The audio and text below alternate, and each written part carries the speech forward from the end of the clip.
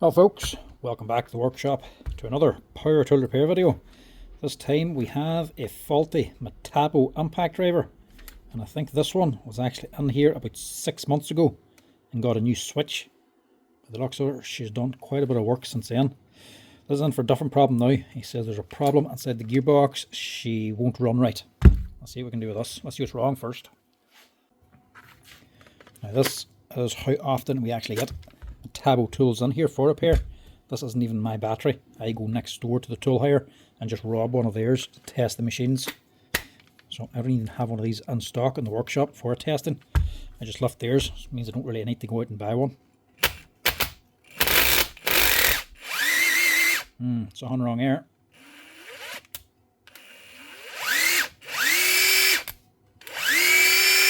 Seems to have freed itself up, mind you.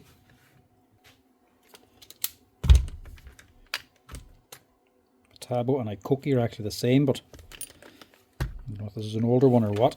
It's not the same as the Ikoki anyway. This is just an older model. She's well rusted up as well. It's very stiff. I'll test it here.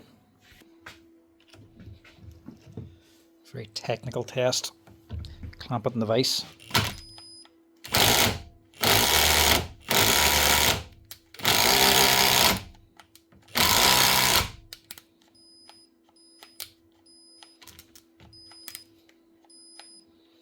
Now she won't run.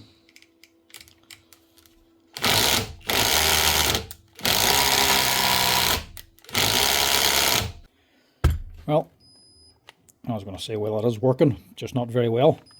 It's actually not working at all now. Right, I think there's a problem inside the gearbox. When we first switched it on, she was impacting with no load. So I'd say this here needle bearing up the top might be gone. So we'll see what we can do here.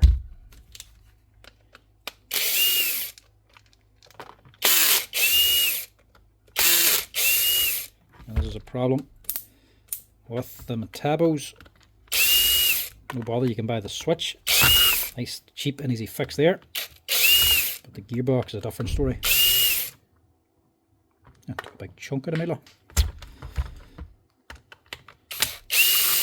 Gearbox I don't think you can buy on its own, or parts inside. I think you can only just buy the whole thing.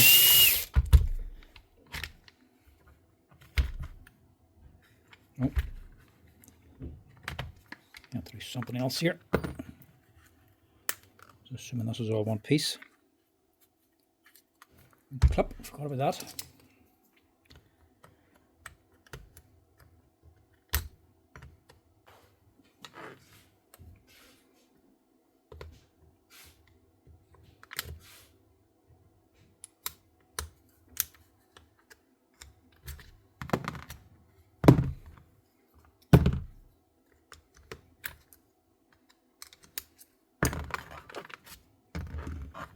That off first. And we can pull that out. So switch is easy to replace. You can see a video on that if you need to see it. This here is different. You can buy the rotor, you can buy the stator, you can buy the controller. This might not be worth replacing, but the rotor and the stator would be. This here is actually all one piece, which makes repairing them a little bit more expensive. And I don't think it would be worth replacing the whole gearbox. But they're nicely made, good quality bearings on them. Which, as you can see, the fan's nearly exactly like the Ikoki.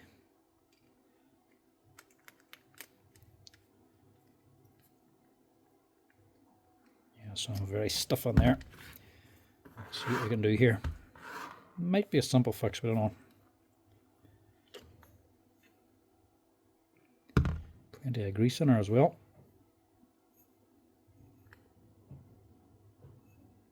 This is actually the triple hammer.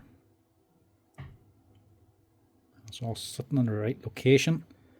It's not to say the hammer is wedged up.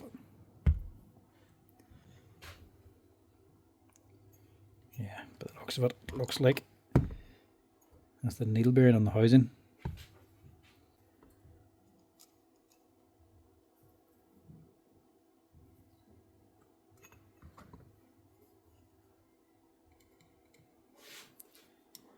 Dismantle this little tool holder first. First of all, we need to get this clip off.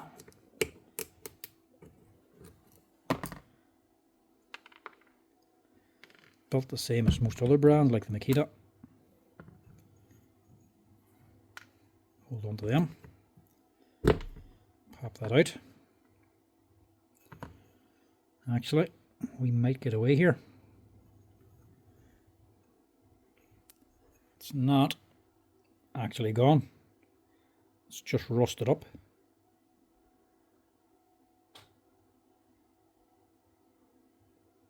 So we might get away with this yet.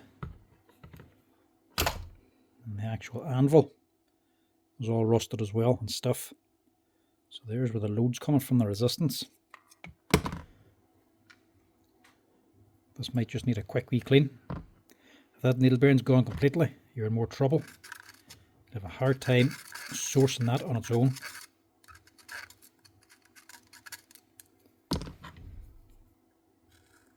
See if we can get a number of it. You could just buy it if you can get the number. Otherwise you'll have to go by the dimensions.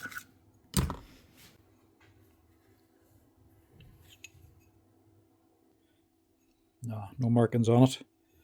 We want to wash it out here anyway to clean out these needles, so we'll wash it and see if we can see anything on the bottom side. Don't want to knock the bearing out because we want to keep it, because it can't replace it, don't know what size it is, and you can't buy this aluminium housing on its own, only the entire gearbox.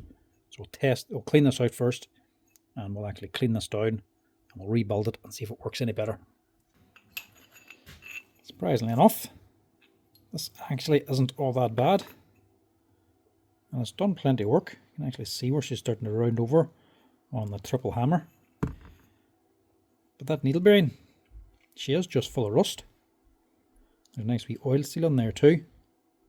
So if you're changing that needle bearing, you're going to be losing this oil seal. So it's not going to last as long after you change it, but still, you get it running for a little bit longer. And you might be able to see the number here, but you can see it inside of here. There's actually an MTN made in Japan, a HK1414L needle bearing. So if you have one of these here and you have this trouble, if it starts going stiff or this here needle bearing collapses on you, that's what you need to order. Go online, get yourself a HK1414L and just swap out that needle bearing. You don't have to replace the entire gearbox at about €100. Buy the needle bearing, heat up the housing, then get a socket the same size as this and just literally knock the whole thing through, or even actually go that way and knock it down through this direction, and you might be able to even save that oil seal. But I'm wondering, is that oil seal part off the needle bearing or not? I'm going to find out whenever you take it out. If it's not, nothing to lose anyway. The price of the needle bearing is only going to be what, €5 or €6. It'll be well worth changing. But this one's actually not gone. It is just filled up with rust. That's full with rust, but the inside actually isn't too bad.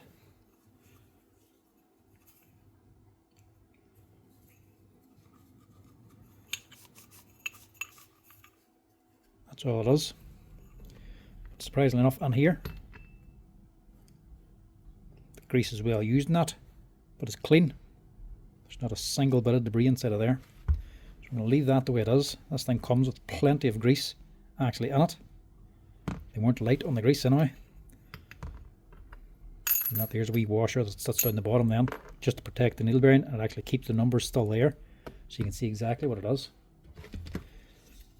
For this, good clean, free up that needle bearing, a big lump of grease, should get this thing up and running again, nice and smooth.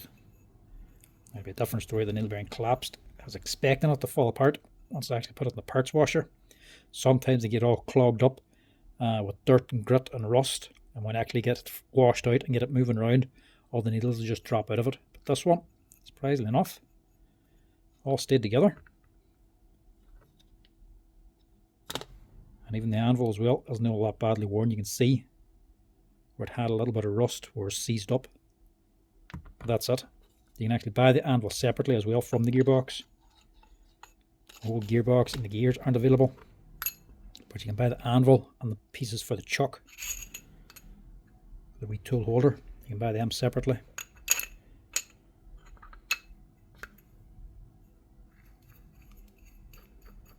Look at that. Nice one. A wee cheap fix after all. I was expecting the gearbox to be completely gone and have nothing we can do. But we can actually fix it. Now that oil seal, I think it just sits along the side. Yeah, must just sit in there.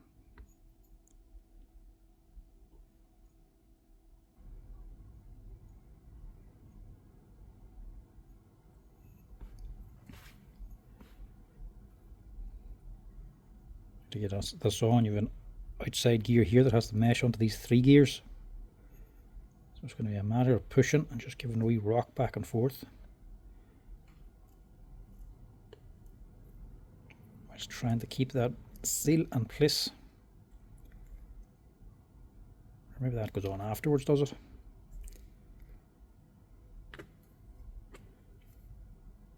No, I think we're good at that. Probably still could put it on afterwards. You might need to put it on now. You get that on and then squeeze it on. Can't really exactly look up the breakdown diagram to find out because it's not a part you dismantle. Figure it out as you go. That's it. That should be that gearbox fixed up again. Bearings in this is all still okay as well. Nice one.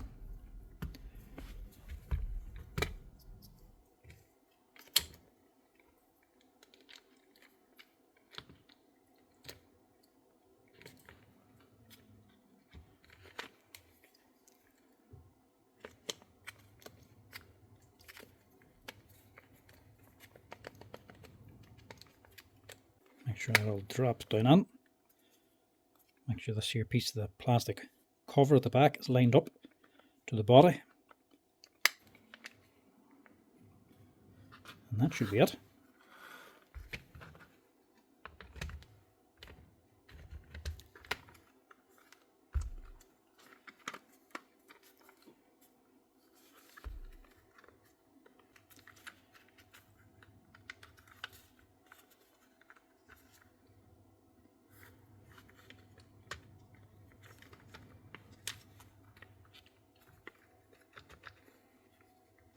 There we go. Just get them all lined back up again.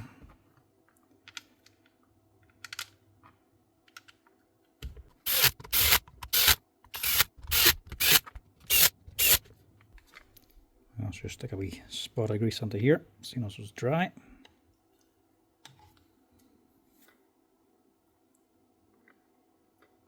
This will also become difficult to use and stiff if it goes rusted as well. So it's good to get a wee bit of grease under it.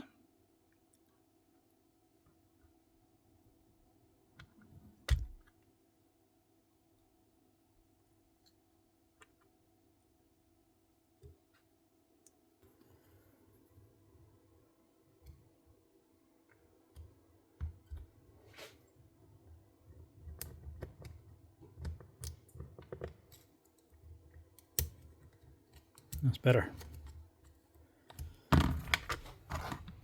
No, still like this.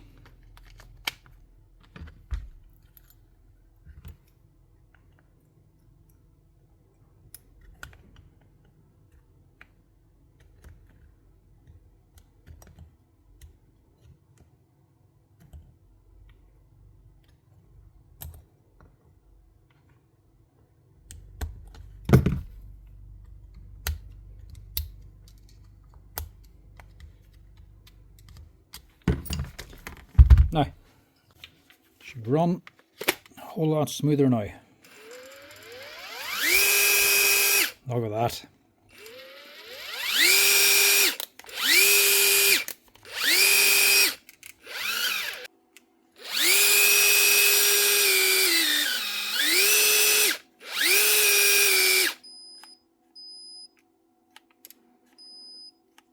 Ah, don't tell me now.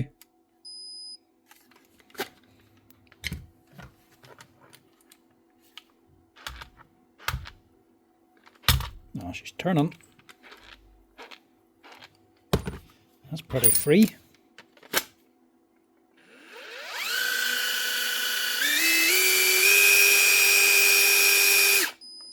Oh no. There's no red light of death, a blinky light of death. 2 bars. Actually, just in case it's the battery. Test it with another one. Sometimes it can, when they go low, it can actually make a bleeping noise. Ah, it's a better job. Oh, look at that.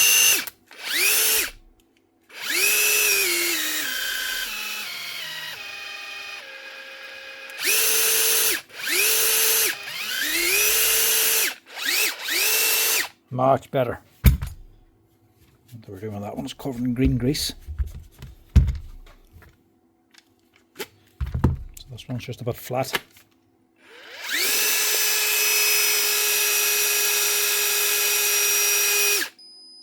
Yeah, you can hear the speed difference. That's her. That's it. If your Metabo ever becomes stiff and impacts when you're not actually driving anything, check that needle bearing at the front.